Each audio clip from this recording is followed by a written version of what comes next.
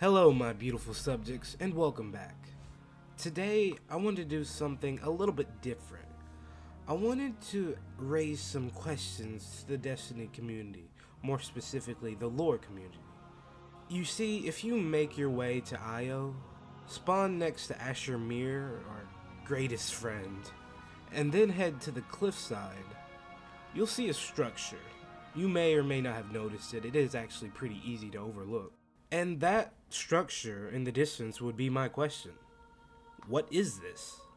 If you get a closer look, you'll see 3 gate-like entrances and one big one closer to the structure. And then for the structure itself, it's made up of square and rectangular rocks. Now I've looked this up and no one's talked about this. There was one person and it was on the Destiny forums and he asked what it is, and the only response was a Vex structure, which I can go ahead and say is false because if you look at it, it's not made of the same materials. And we know for a fact that it's not of the darkness, because in the cutscene where your Guardian and Ghost have a vision to find the shard in the EDZ, you can see the Traveler hovering over it, followed by some statue-like people underwater screaming. Yeah, also curious. And then we see some triangles fall into the water that resemble the ships at the end of the game that for now I believe the community agrees is the darkness's closest or main agent. Not actually the darkness itself like many people say, because if you read the lore, the darkness itself is formless. Although part of me believes that those ships are actually the Hive, more specifically Savathun, Oryx's sister. Just knowing how lazy Bungie is in creating new enemies, they'd rather reskin something and just say, hey, here you go. But yeah, those are other weird things for another day, I suppose. Let's get back to the structure. I honestly have no idea what this thing is. My only speculation is that since it is where the Traveler was hovering, that maybe the Traveler's gravitational pull brung the rocks from the ground. I mean, we do know that it does have some kind of gravitational pull because at the tower you can see pieces of it floating around it.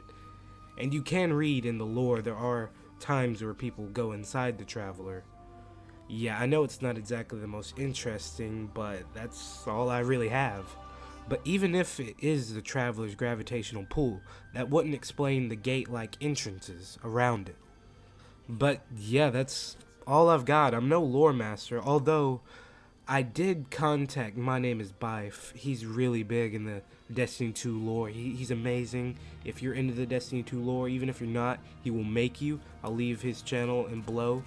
But anyway, I contacted him on Twitter, and he did say that he might eventually do a video on it, but I'm sure he's got other things lined up. But there is one more thing I want to talk about. While getting the footage for this video, I realized how boring a planet Io is compared to the others. But how many more interesting things it has, like this structure. I mean, there's giant bones in the ground, giant trees, the Pyramidion. This is even where we see the most activity from the Taken, and my personal favorite part of the entire game, the Arecibo adventure, the one where you have to follow the music coming from the weird transmitters.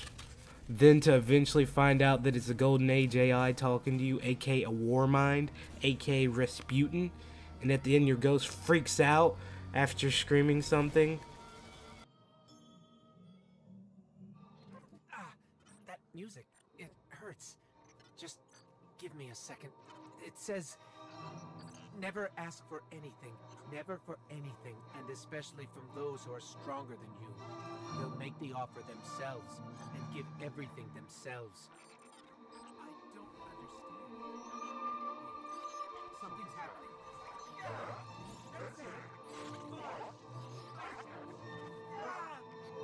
Hey, sorry, I spaced out for a second there. What are we doing?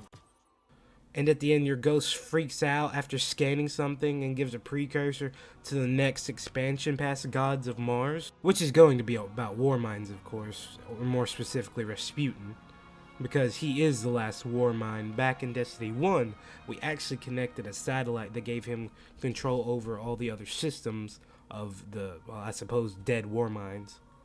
Sorry, I kind of went off on a tangent there, but this is why I love Destiny.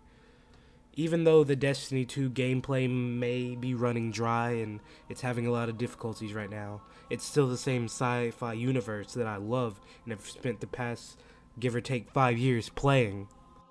But anyway guys, that's it for this video. Tell me in the comments below what you think the structure is, if you have any speculations, or any speculations on any things that I mentioned in this video.